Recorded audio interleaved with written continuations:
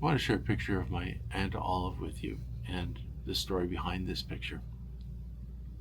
It goes to a greater reason for why I like making wedding pictures and architectural pictures, even headshots.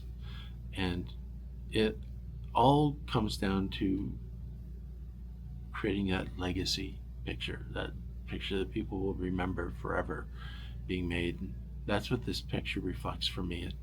My aunt was walking down the street.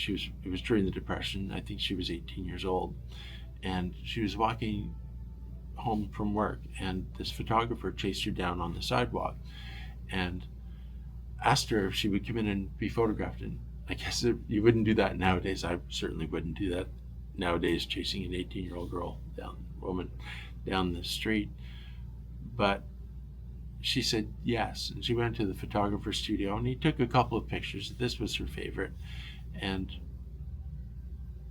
the next week she was walking that same route back from work, and there was a crowd of people gathered around this window of the photographer's studio, and they were looking at this picture. It was this picture, and she walked up to see who it was, and she realized it was her, and she was shocked because they were all wondering who this actress was or this famous person was, and she's in the background thinking, that's me.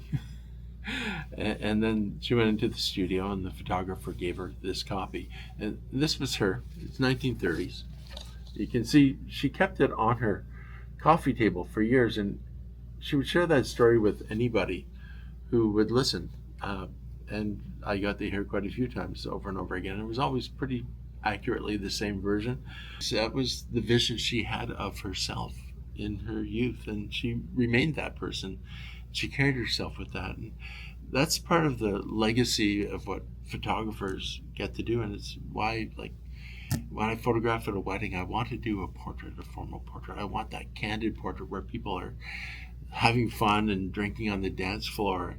There's pictures where the father's wiping off a tear from his eye, because in 30, 40, 50 years, somebody's going to look at that picture and want to know those stories.